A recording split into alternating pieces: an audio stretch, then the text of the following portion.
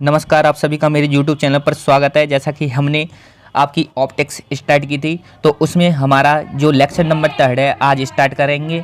और उसमें हमने क्या पढ़ा था, अपने प्रकाशिक स्रोतों के बारे में पढ़ा था। आज हम कला संबद्ध प्रकाश स्रोत प्राप्त करने की विधियों को पढ़ेंगे कि कैसे ये प्राप्त किए जाते हैं। तो प्रकाशिक भौतिकी में कला संबद्ध प्रकाश स्रोत प्राप्त करने की दो विधियाँ हैं। तो पहली विधि की बात करते हैं तो वो होती है तरंगाग्र विभाजन के द्वारा।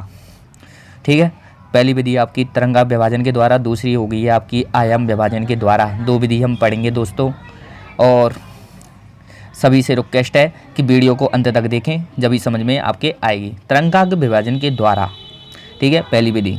तो तरंगा विभाजन विधि में कला संबद्ध प्रकाश स्रोत प्राप्त करने की एक विधि है। ये क्या है? तरंगा विभाजन विधि कला संबद्ध प्रकाश स्रोत प्राप्त करने की एक विधि है। तरंगा विभाजन विधि में बिंदुवत प्रकाश स्रोत का उपयोग किया जाता है। यह विधि हाइगेन के तरंगाग्र सिद्धांत पर कार्य करती है। ठीक है, ये क्या करती है? हाइगेन के तरंगाग्र जो सिद्धांत है उस पर कार्य करेगी। देखिए, हाँ, आधारित है। किस पर आधारित है? तरंगाग्र के विभाजन सिद्धांत पर, और जो कि हाइगेन का फॉलो कर रहा है। ठीक है, तरंगाग्र विभाजन विधि में तरंगाग्र का विभाजन परावर्तन या अपवर्तन से किया जाता है। कौन सी क्रिया से किया जाएगा? या तो परावर्तन से किया जाएगा या अपवर्तन से। एग्जाम्पल के रूप में यंग का द्विस्लिट प्रयोग, सेकंड फ्रेनेल का द्विप्रिज्म प्रयोग, नंबर 3 आयाम विभाजन विधि के द्वारा। ये बहुत ही इंपॉर्टेंट है, आयाम विभाजन विधि। ठीक है, तो थर्ड विधि बहुत ही ज़्यादा इंपॉर्टेंट आपकी पेपर की दृष्टि से। तो इसमें हम देखते हैं आयाम विभाजन विधि की भी कला संबद्ध प्रकाश स्रोत प्राप्त करने की एक विधि है। आयाम विभाजन विधि में आप तरंगा के आयाम का विभाजन आंशिक परावर्तन या आंशिक अपवर्तन से किया जाता है। या तो पार्शली परावर्तन होगा, ठीक है, या क्या होगा? पार्शली अपवर्तन होगा। ठीक है, परावर्तन और अपवर्तन कैसे होंगे? आंशिक होंगे। आयाम विभाजन विधि में विस्तारित बड़ा प्रकाश स्रोत उपयोग किया जाता है। ठीक, ये हम कर सकते हैं। एग्जाम्पल के रूप में हम देखते हैं भाई इनको, तो इनमें क्या होता है? न्यूटन बल प्रयोग, जो कि आपका एक्सपेरिमेंट भी है। ठीक है, ये आपको प्रैक्टिकल में करने होंगे। माइकलसन व्यतिकरण मापी, मोस्ट इम्पोर्टेंट, पेपर में बहुत ही संभावना होती है इन दोनों प्रश्नों की आने की। पतली फिल्मों में व्यतिकरण, नंबर 3। तो ये 3 प्रकार के यहाँ पर एग्जाम्पल होते हैं जो कि आयाम विभाजन विधि के द्वारा ज्ञात करते हैं हम।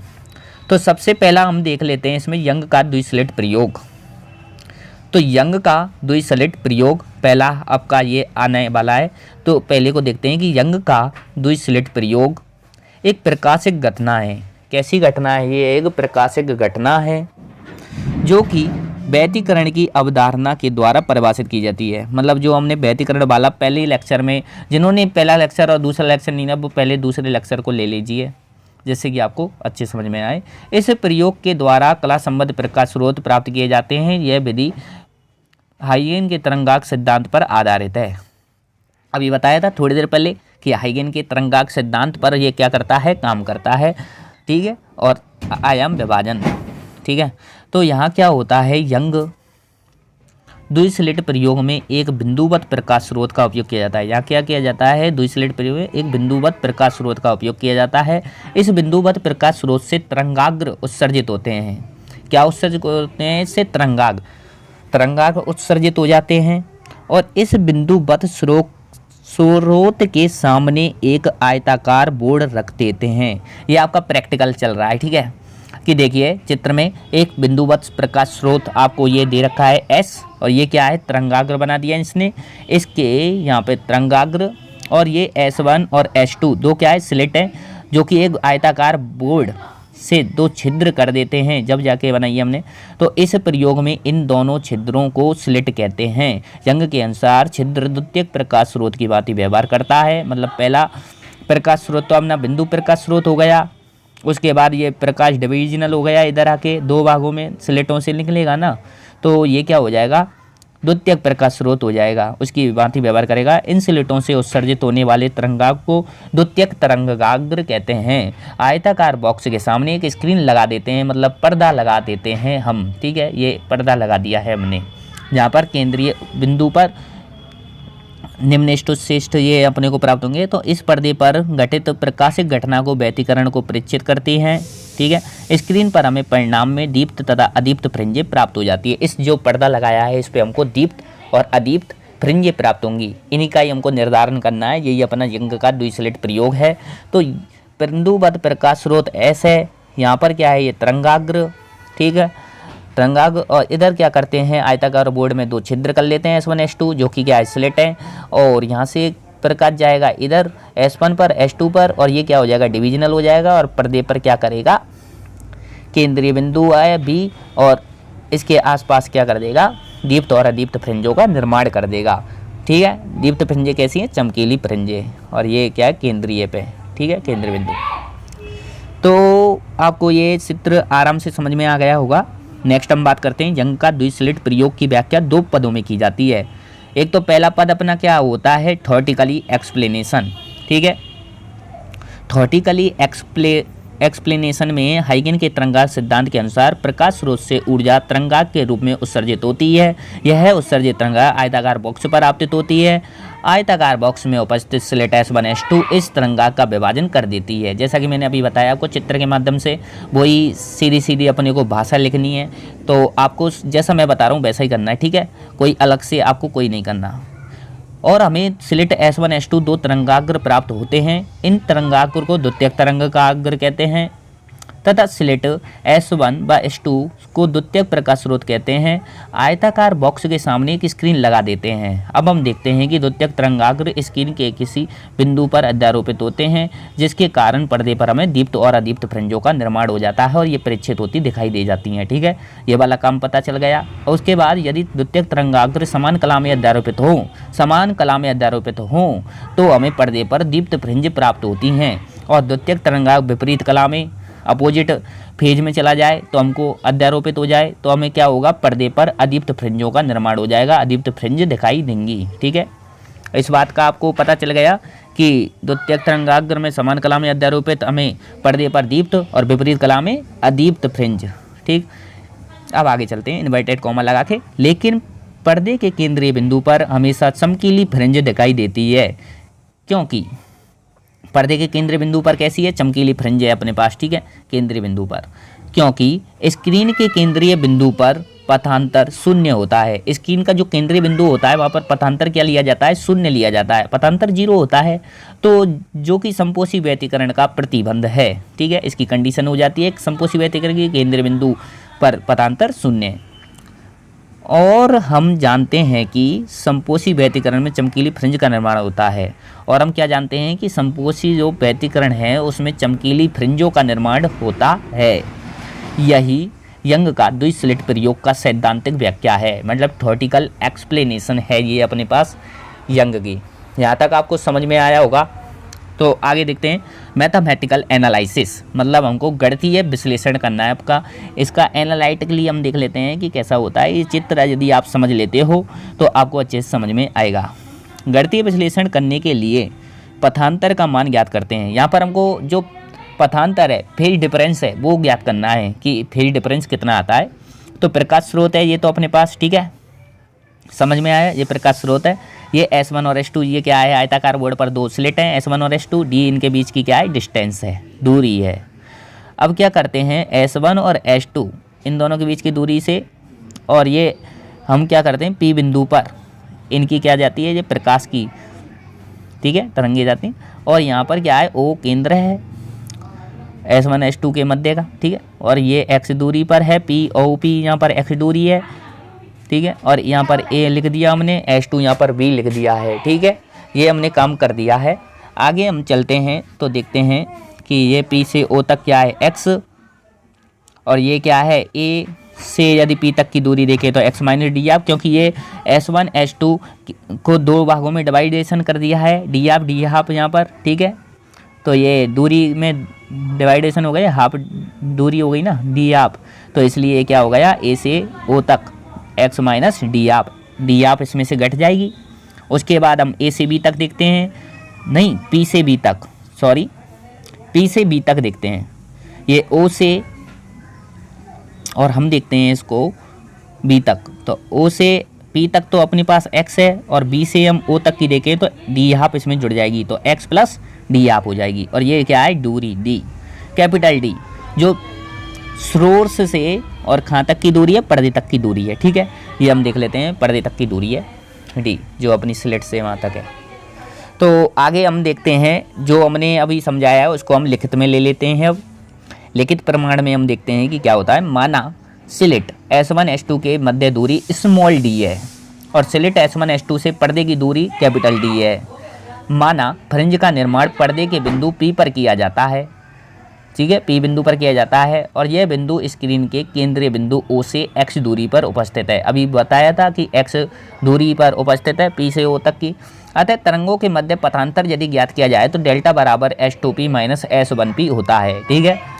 देखो, इसको मैं एक डायग्राम के बारे में आपको बता देता हूँ कि एक डायग्राम होता है जो हमने अभी पढ़ा था पहले वाला। यदि मेरे पास यहाँ पर उपलब्ध नहीं, देखें मैं बना लेता हूँ थोड़ा सा इसको। यहाँ एक पॉइंट S1, यहाँ S2 ले लिया है और इन दोनों को मिलाते हुए यहाँ पर D डिस्टेंस पर थे दोनों, और इधर P बिंदु हो गया अपना, जहाँ पर ये क्या करती है, फ्रिंजे प्राप्त होती है हमको, और ये मिला दिया P से, ये मिला दिया हमने P से, ठीक है। तो ये क्या हो गया, एक त्रिभुज टाइप का बन गया, ठीक है। तो मतलब हम इसमें एक पाइथागोरस प्रमेय को अप्लाई कर सकते हैं, ठीक है। मतलब S1 S2 का स्क्वायर निकाला जाए तो S2P का स्क्वायर, और ठीक है, और ये हो गया दूसरा वाला निकाल देंगे, तो ऐसा हो सकता है ना। तो ये क्या है, पथांतर यदि ज्ञात करेंगे S2P माइनस S1P, डेल्टा बराबर ये निकाल सकते हैं पथांतर, इन दोनों के बीच का डिफरेंस ही तो है ये delta, पथांतर S1 S2P minus S1P। अब देखिए एक चित्र बना देता हूँ जो पहले वाला बनाया था। पर्दे पर यहाँ पर S1 S2, ये दो स्लिट हो जाती हैं अपने पास। आगे हम देखते हैं कि इसमें ये सीधा यहाँ पर A पॉइंट लिया था, B पॉइंट लिया, यहाँ A लिया था, हाँ जी सही है बिल्कुल। इधर क्या करते हैं, P पॉइंट की यहाँ पर रचना करते हैं। अब S1 को मिलाते हैं हम P से, अब S2 को मिलाते हैं हम P से, ठीक है, ये कर सकते हैं। अब क्या किया था, इसको हमने सीधा यहाँ पर पर्दा इंक्लूड किया है, पर्दा यहाँ पर बना दिया है, ठीक है। पर्दा यहाँ पर बना दिया है हमने P।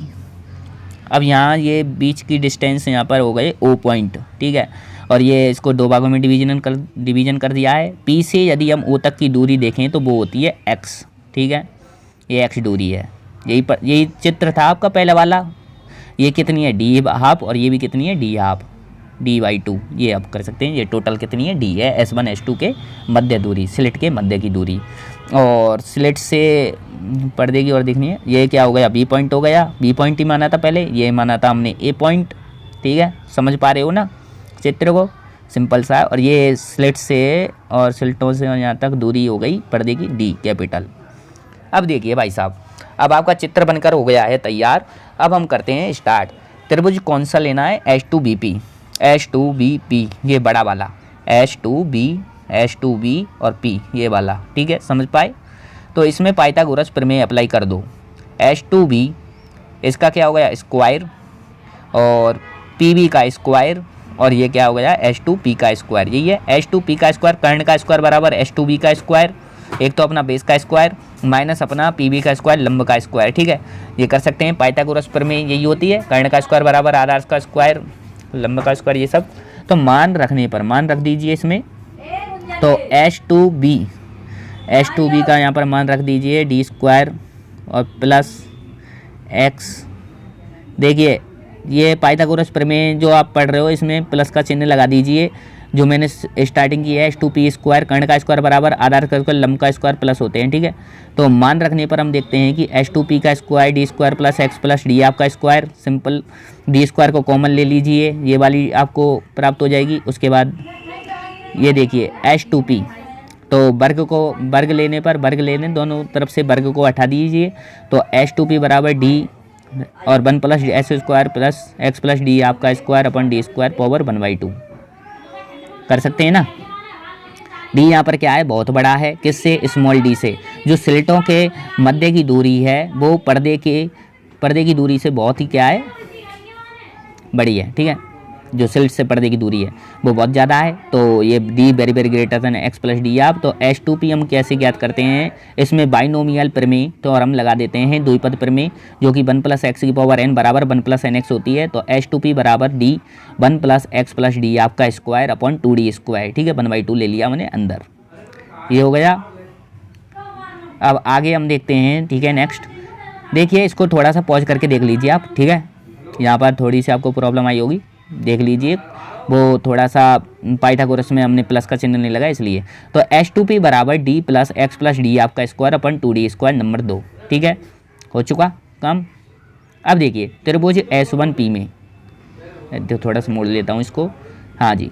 तो त्रिभुज S1P और ये क्या है A, ये छोटा वाला त्रिभुज S1PA, ठीक है। तो S1PA पाइथागोरस प्रमेय में हमको पहले प्लस लगाना था, वो प्लस कर लीजिए आपको। तो S1A और प्लस PA इसका स्क्वायर और S1P का स्क्वायर बराबर होता है इनके दोनों के, ठीक है। ये कर्ण का स्क्वायर बराबर लंब का स्क्वायर और प्लस आधार का स्क्वायर, ठीक है। आधार का स्क्वायर प्लस लंब का स्क्वायर, डी है ये तो। और ये क्या हो गई अपनी, ये x माइनस डी आप हो जाएगी, क्योंकि x से p से o तक की तो x है, तो इसमें से डी आप हम क्या कर देंगे, घटा देंगे डी आपको।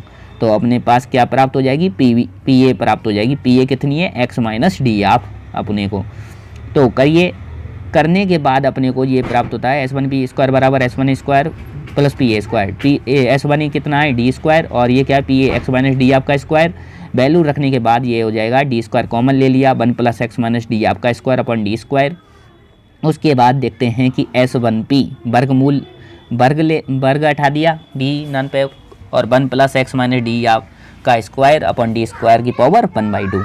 डी का मान पहले से बहुत बड़ा है, मतलब स्मॉल डी से बहुत बड़ा है, ठीक है, पहले ही बता दिया। तो एक्स माइनस डी आपसे भी बड़ा होगा बहुत ज़्यादा, तो इसमें दो ही पद पर में लगाएंगे binomial theorem, 1 plus x power n बराबर 1 प्लस एन एक्स, ठीक है। लाइट चली गई है, कोई दिक्कत नहीं।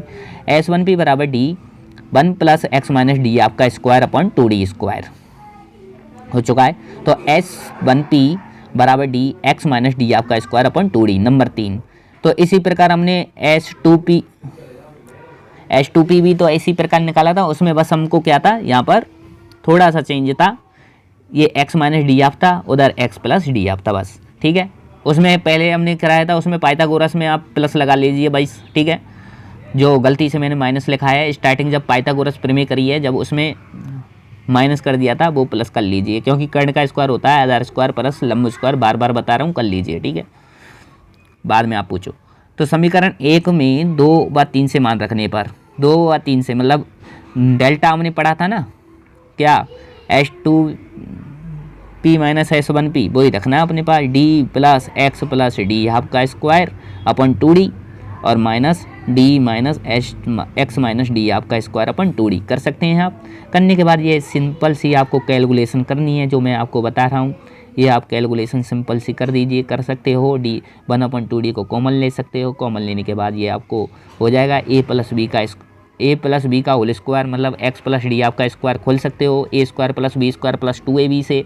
तो सिंपल अपने को ओपन करना है फॉर्मूला, उसके बाद आपको ये सॉल्व कर देना है। सॉल्व करने के बाद 1/2D मल्टीप्लाई पेड 2xd, तो 2 से 2 कैंसिल, ठीक है, और ये ऐसे एक्स स्क्वायर और ये डी स्क्वायर बाई 4 कैंसिल हो गए, और अपने को क्या प्राप्त हुआ, डेल्टा बराबर XD अपॉन कैपिटल D। तो समीकरण 4 पथांतर को व्यक्त करता है। इस पथांतर के आधार पर व्यतिकरण 2 प्रकार के होते हैं, पहले भी पढ़ चुके हैं, व्यतिकरण को 2 प्रकार के पढ़ा चुके हैं। संपोषी व्यतिकरण की बात करते हैं तो वह व्यतिकरण जिसमें प्रकाश की तीव्रता का मान अधिकतम प्राप्त हो जाए और द्वियुक्त पुंजों का निर्माण हो जाए, संपोषी व्यतिकरण कहलाता है। संपोषी व्यतिकरण के लिए पथांतर होगा डेल्टा बराबर n लैम्बडा, n बराबर 0 1 2 3 भी हो सकते हैं, dot dot dot and so on from equation 4 and 5। यदि 4 एंड 5 की हम कंपेरिजन करें, तुलना करें आपस में, तो XD अपॉन D बराबर n lambda, x small d upon capital D बराबर n लैम्बडा प्राप्त होता है। पथांतर बराबर कर दिया, ठीक है। तो x बराबर यहाँ पर n lambda capital D upon small d, n भी फ्रिंज के लिए क्या हो जाएगा, x n कर देंगे, सरफेस में हम n लिख देंगे, और n lambda d upon capital D। Number 6 n plus 1 भी फ्रिंज के लिए, तो n की जगह क्या आ जाएगा, n प्लस 1, तो x n प्लस 1 बराबर n plus 1 lambda capital D upon small d।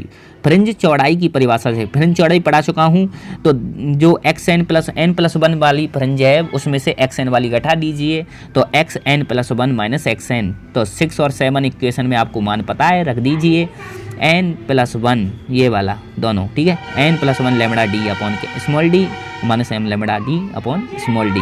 ये आप ओपन कर सकते हो। ओपन करने के बाद आपको बीटा बराबर lambda D upon small D प्राप्त हो जाएगा, नंबर 8। तो ये क्या होता है, समीकरण 8 से आप क्या करते हैं, स्पष्ट करते हैं कि फ्रिंज चौड़ाई n पर निर्भर नहीं करती है, क्योंकि यहाँ पर n नहीं है, अर्थात यंग द्विस्लेट प्रयोग में सभी फ्रिंजों की चौड़ाई क्या हो जाती है, समान हो जाती है। सभी फ्रिंजों की चौड़ाई क्या होगी, बिल्कुल समान होगी, क्योंकि n पर क्या नहीं कर रहा, डिपेंड नहीं कर रहा है। देखते हैं नेक्स्ट हम बात करते हैं विनाशी व्यतिकरण। वह व्यतिकरण जिसमें प्रकाश की तीव्रता का मान न्यूनतम प्राप्त हो जाए और अदीप्त फ्रिंज प्रेक्षित हो जाए तो विनाशी व्यतिकरण कहलाता है। ठीक है, पथांतर के लिए हम बात करते हैं तो डेल्टा बराबर होता है 2n ± 1 लैम्बडा बाई 2। पहले भी पढ़ा चुका हूँ पथांतर, ठीक है, तो पता होना चाहिए कि क्या चल रहा है आपका। तो लेक्चर नंबर पहले नहीं देखें, पहले वाले देख लीजिए। n बराबर 0 1 2 3 फ्रॉम इक्वेशन 4 एंड 9। ठीक है, चौथी और नवीं इक्वेशन से x small D upon capital D बराबर हो जाता है इस पथांतर के 2n ± 1 लैम्बडा बाई 2 के। तो x हम निकालते हैं यहाँ पर, तो ये 2n ± 1 lambda capital D upon 2d। तो ये एन भी फ्रिंज के लिए ऋणात्मक चिन्ह ले लिया हमने, ठीक है, प्लस माइनस की जगह ऋणात्मक ले लिया, नेगेटिव ले लिया। तो एक्स एन क्या प्राप्त हो, 2n − 1 lambda D upon 2d। तो एक्स एन प्लस 1 एन की जगह n+1 कर दीजिए और सिंपल सा आप ये कैलकुलेशन कर सकते हो। इसके प्राप्त हो जाएगा 2n + 1 lambda capital D upon small 2d, number equation 11। अब एक्स एन प्लस 1 से घटा दीजिए एक्स एन, तो फ्रिंज चौड़ाई आपको प्राप्त हो जाएगी बीटा बराबर xn + 1 - xn, ये वाली। तो 10/11 को आपस में कर दीजिए आप सॉल्व, तो बीटा बराबर क्या प्राप्त हो जाएगा आपको, वो भी आपको सॉल्व करने के बाद lambda D upon small D आएगा, जो कि पहली की बराबर है, अर्थात इसमें भी n नहीं है, तो ये भी क्या है, डिपेंड नहीं करती है n पर। तो समीकरण 12 से स्पष्ट है, यंग द्विस्लेट प्रयोग में फ्रिंज चौड़ाई का मान समान प्राप्त होता है, क्योंकि समीकरण 12 n पर निर्भर नहीं करता है। समझ गए, नहीं करता है, वही समान फ्रिंज। ठीक है, तो फ्रिंज चौड़ाई की निर्भरता क्या करती है, देखिए हम जानते हैं फ्रिंज चौड़ाई की परिभाषा से। अभी फ्रिंज चौड़ाई का जो मान आ रहा है, कितना आ रहा है, बीटा बराबर lambda D capital D upon small D. तो स्पष्ट क्या है इस समीकरण 1 से, एक तो अपनी लैम्बडा की क्या हो जाएगी, समानुपाती, और अपनी दूरी के व्युत्क्रमण। फ्रिंज चौड़ाई प्रकाश की तरंग दैर्घ्य लैम्बडा के समानुपाती होती है, तरंग दैर्घ्य के समानुपाती होती है, मतलब बीटा क्या हो गया, प्रोपोर्शनल हो गया, समानुपाती हो गया किसके, लैम्बडा के तरंग दैर्घ्य के। ठीक है, क्योंकि n पर तो निर्भर ही नहीं करती है। फॉर्मूले से आप देख सकते हो, lambda capital D upon small D होता है। ठीक है, तो लैम्बडा के समानुपाती, और फ्रिंज चौड़ाई स्लिट S1 व S2 के मध्य दूरी जो होती है ना, स्मॉल डी, उसके व्युत्क्रमानुपाती होती है, बीटा प्रोपोर्शनल टू 1/d, या beta inversely proportional to d। ठीक है, ये आप कर सकते हो। नेक्स्ट हम यहाँ तक आपका कंप्लीट करा चुके हैं, और ये वीडियो बहुत ही लॉन्ग बन चुकी है, कोई दिक्कत नहीं है। आप इसको एक बार देखें और उसके बाद दोबारा रिवाइज कर लें, और जो मैंने आपको चित्र बताए ना, उन चित्रों के माध्यम से करें, क्योंकि चित्र यहाँ पर बहुत ही ज़्यादा इम्पोर्टेंट है दोस्तों। क्योंकि चित्र यदि आपने अच्छे से समझ लिए तो इसको करने में कोई दिक्कत नहीं है, सिंपल सी कैलकुलेशन है। और आपको पता है व्यतिकरण में हम इसमें थोड़ा बहुत पढ़ लिया, पहले भी पढ़ चुके हैं, लेक्चर 1, लेक्चर 2, लेक्चर नंबर 3 है आपका कंप्लीट होता है इधर। और यदि कोई आपको परेशानी है तो कमेंट करके हमको बता दीजिए, हम उसका सॉल्व करा देंगे। और जैसा कि मैं बता रहा हूँ कि वेरी इंपॉर्टेंट क्वेश्चन हम आगे पढ़ने वाले हैं, जैसा कि आपको दिखाई दे रहा है। ठीक है, तो धन्यवाद दोस्तों आप सभी का।